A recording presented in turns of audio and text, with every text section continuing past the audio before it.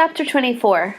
No! I yelled, opening my eyes and looking at the spear still in my grasp. There had to be another choice. What good was the power to change destiny if I couldn't change my father's fate? There was no way I was going to give up. I closed my eyes and concentrated harder. I fell back into the void. This time I sensed that I was drifting forward, almost like a surfer on a gentle wave. On the horizon I could see what looked to be a cemetery. If I did nothing, I'd continue traveling with the current toward the tombstone, but that wasn't where I wanted to go. There had to be another choice. I calmed my breathing. I was clueless on how to change what I'd seen, but I wasn't going to stop trying. He can't die. He has to wake up and be fine, I whispered to myself and to whatever power I was accessing. Make it happen. A narrow channel unfolded in my mind's eye. It was like an undercurrent, going in a different direction than the wave I was surfing. I focused on that undercurrent, trying to follow the connection with my father. I wanted to see where this path would take me. A scene appeared in the distance, like looking at one of those old, flickering movies. A doctor was yelling at the nurses to stand back. I willed myself forward, gliding toward the image. The long, monotone beep I'd heard earlier suddenly started to beep in a rhythm. My father's heart was pumping again. I'd done it. I'd saved him. But I didn't know where he was. I need to know where he is, I muttered, figuring that the last time I said something, the spear helped me save my dad. Show me when I'll be with him. Images spun again like a fast-moving merry-go-round, and finally settled on an unfamiliar man looking out toward a brilliant blue sea. This was not what I wanted. Maybe I hadn't been clear on who I wanted to be with. No, my father, Felipe Arroyo. I need to be with him. Show me when that will happen. I felt myself being pulled at blinding speed somewhere else. Then I stopped, and there was an image of my father in a hospital room. Outside, there was a flash of lightning and the sound of thunder. Through a blurry window, I could see a white car driving away. I tried to get a clue of where we were, but the image was fading. I heard my father say, "Mija," and I noticed a digital clock on the wall that showed the date and time. It was tomorrow morning at 11:58. Suddenly, I was being hurtled through space again. Now the images were coming at me faster. All I could see was a hand holding a gun, and I heard muffled voices arguing until a shot was fired.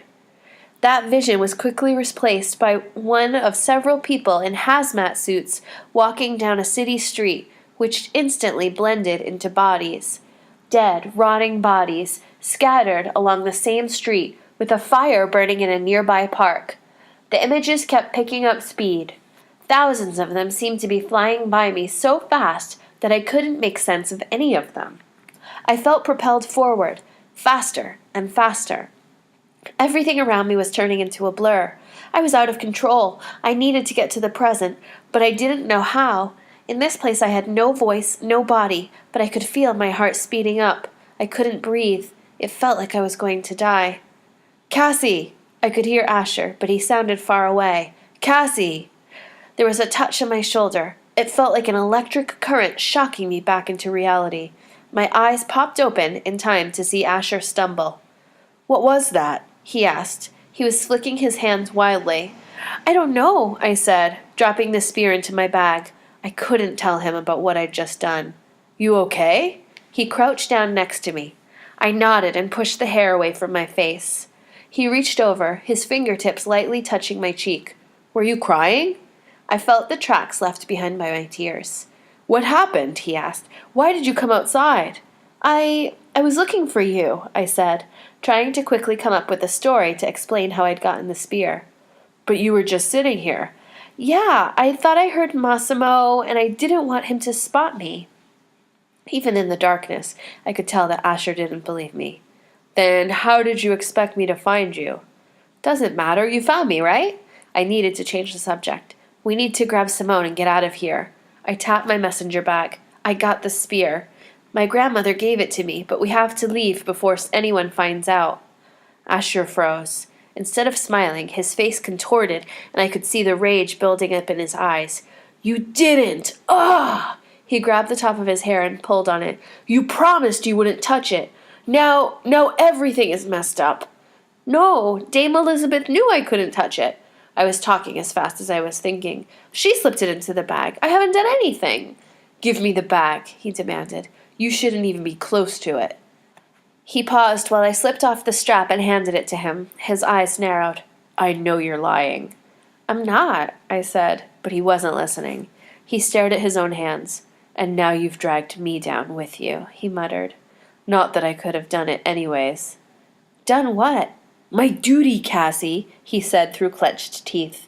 The one thing I was supposed to do, and I failed. I can't do it. Asher, I don't know what you're talking about, but it has to do with the spear. I crossed my fingers. I promise I didn't touch it. He turned his back on me and took a couple of steps. I knew it was stupid to cross my fingers like a little kid, but somehow it made me feel better. This was a necessary lie. I want to believe you. I really do, he said without turning around. It would make everything so much easier. Then believe me. What you don't understand is that... Cassie! Simone was running at full speed over to us. I was so worried when I couldn't find you inside. She threw her arms around my neck and hugged me. What are you two doing out here? Why didn't you come get me? I have the spear, I whispered, but we have to get out of here. You do? Where was it? Simone didn't sound as excited as I thought she would. Her grandmother gave it to her, Asher said with an edge in his voice. She had it all along? Simone asked. The knights were letting people get killed even though they had it? Yes, well, no, it's complicated. She had to keep it a secret from everyone. I didn't like lying. I wasn't very good at it. We have to talk about this later after we get out of here. Asher stared at me, not saying a word. But why keep it a secret if innocent people were being killed? It doesn't make sense. Simone sounded skeptical. Maybe she's been lying to us about everything. The smear might even be a fake. Something to get rid of us. I couldn't tell her that I used the real one because I had just used it to save my father and change destiny. My story and lies were starting to unravel. It's not a fake, I said. She's been waiting to give it to me for years. I glanced around, nervous that someone might have seen me dig up the spear. But can we just get out of here before we get caught? Well, let me see it first. Simone held out her hand. Why? You wouldn't know if it was real even if you saw it, Asher answered. No, but I assume you would, Simone retorted. Have you checked it out? Asher squirmed at the realization that he hadn't even confirmed if I'd been given the real spear. He opened my bag and looked inside. It looks authentic, but only Zia would know for sure. He still had his jaw clenched, but his shoulders had relaxed a little. And you're sure you never touched it? I already told you that I didn't, I said, glancing at Simone. I don't want to be bound. Okay. Asher seemed to finally buy my story. But I'm keeping the bag from now on, he said. And I don't want you even close to it. Fine. Let's just get back to the monastery. The sooner we get there, the sooner everything can go back to how it was before.